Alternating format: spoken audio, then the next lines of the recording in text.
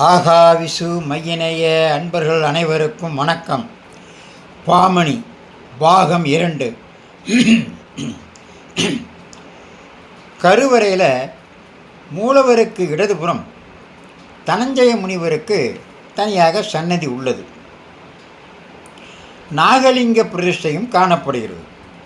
மண்ணால் அமையப்பெற்ற லிங்கங்களுக்கு பிற கோயில்களில் அபிஷேகம் செய்ய மாட்டார்கள்.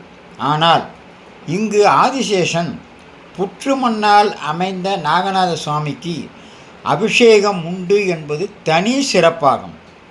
மனித முகம், பாம்பு உடலுடன் ஆதிசேஷனுக்கு இந்த திருத்தலத்தில் தனி சன்னதியும் உள்ளது.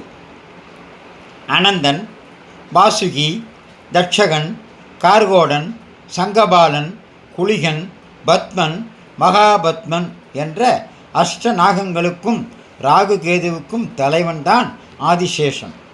வேறு எங்கும் காண முடியாத இந்த ஆதிசேஷனை நெய் தீபம் ஏற்றி வழிபட்டால் ஜாதக ரீதியாக நாகதோஷம், ராகுகேது தோஷம், காலசர்ப்ப தோஷம் ஏற்பட்டவர்களெல்லாம் நிவர்த்தி அடைவார்கள் என்பது நம்பிக்கை.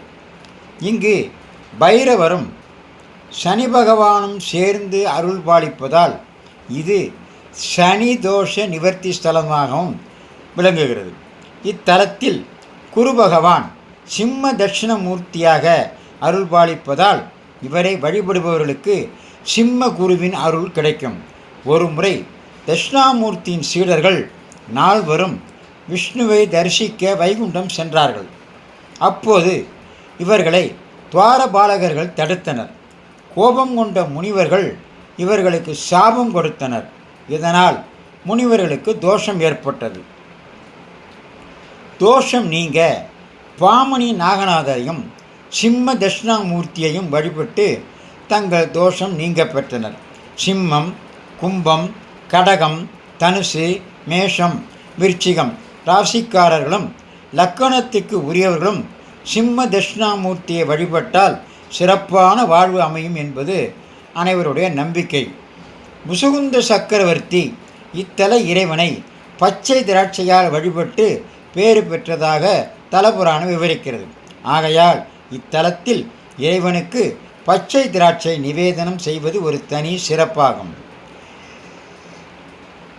குஷ்டரோகம் நீங்க பெற்ற பிப்பாலயன் என்றவனுக்கு குஷ்டரோகம் நீங்கப்பெற்றது. பிரம்மதேவன் இங்கு பூஜித்து மாமரத்தை தல விருட்சமாக ஆக்கியதாக தல வரலாறு. முடிந்தவர்கள் சென்று தரிசிக்கலாம்.